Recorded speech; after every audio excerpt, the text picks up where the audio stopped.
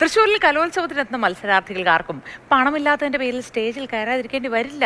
മത്സരത്തിന് ആവശ്യമായ വസ്ത്രങ്ങൾ സൗജന്യമായി നൽകാൻ മനസ്സുള്ള ഒരിടമുണ്ട്. അവിടേക്കാണ് നിങ്ങളെ ഇതാ കൂട്ടിക്കൊണ്ടു പോകുന്നത്. വാ. കലോത്സവം എന്ന് പറഞ്ഞാൽ ഒരുപാട് പണച്ചെലവും കൂടിയുള്ള ഒരു കാര്യമാണ്. കാരണം പ്രത്യേകിച്ചും കോസ്റ്റ്യൂമുകൾക്ക് വളരെയേറെ വാടകയ്ക്കെടുക്കാനായാലും അതൊക്കെ കൃത്യമായി ഒപ്പിക്കുന്നതിനൊക്കെ വലിയ ചെലവ് വരും.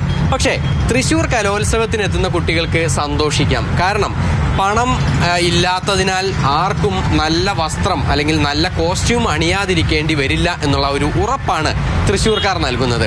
അങ്ങനെയുള്ള ഒരു സ്ഥലത്തേക്കാണ് ഞാൻ കൂട്ടിക്കൊണ്ടുപോകുന്നത്. ഇത് നന്ദനം ഡാൻസ് കളക്ഷൻസ് എന്ന് പറയുന്ന ഇടമാണ്.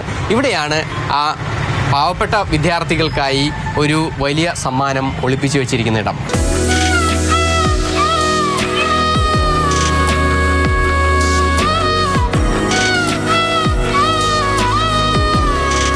മോഹിനിയാട്ടത്തിൻ്റെയും ഭരതനാട്യത്തിൻ്റെയും എന്ന് മാത്രമല്ല, ചവിട്ടുനാടകം ഉൾപ്പെടെ എല്ലാ ഇനങ്ങളുടെയും കോസ്റ്റ്യൂമുകൾ ഇവിടെ ഉണ്ട്. പുതിയത് തന്നെയാണ് എല്ലാവർക്കുമായി ഇവിടെ വെച്ചിരിക്കുന്നത്. ഇത് കണ്ടില്ലേ, കോസ്റ്റ്യൂമിന് വേണ്ട കാര്യങ്ങൾ, അതിനോടൊപ്പം തന്നെ ഈ ആഭരണങ്ങൾ, അതിനോടൊപ്പം തന്നെ ഡ്രസ്സുകൾ, അങ്ങനെയൊക്കെ തന്നെ ഇവിടെ തയ്യാറാക്കി വെച്ചിട്ടുണ്ട്.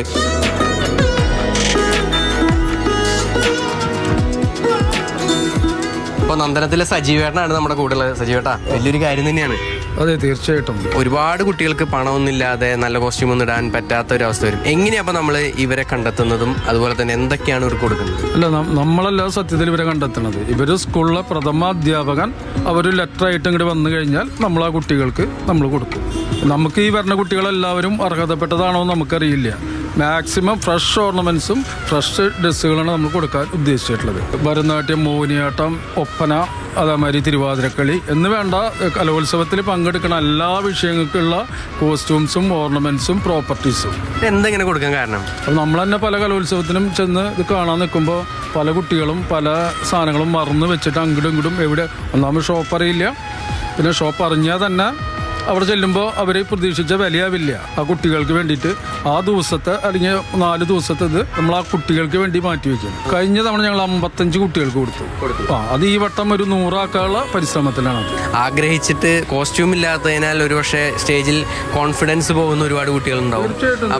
അപ്പൊ അങ്ങനെയുള്ളവർക്ക് വേണ്ടിയുള്ള ഒരു കൈത്താങ്ങാണ് നമ്മുടെ മനസ്സിലിരിപ്പെന്ന് പറയുന്നത്. കോസ്റ്റ്യൂംസോ ഓർണമെന്റ്സോ ഇല്ലാണ്ട് ഒരു കുട്ടിയുടെയും കോൺഫിഡൻസ് ലെവൽ കുറയരുത്.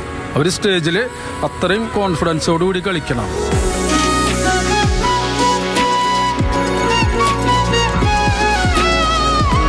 പണമില്ലാത്തതിൻ്റെ പേരിൽ ആരും തൃശ്ശൂരേക്ക് വരാതിരിക്കരുത്.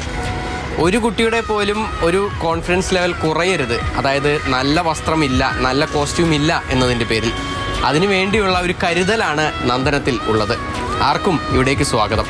സുജി പട്ടാമിക്കൊപ്പം MS ലിഷോയ്, മാതൃഭൂമി ന്യൂസ്, തൃശ്ശൂർ.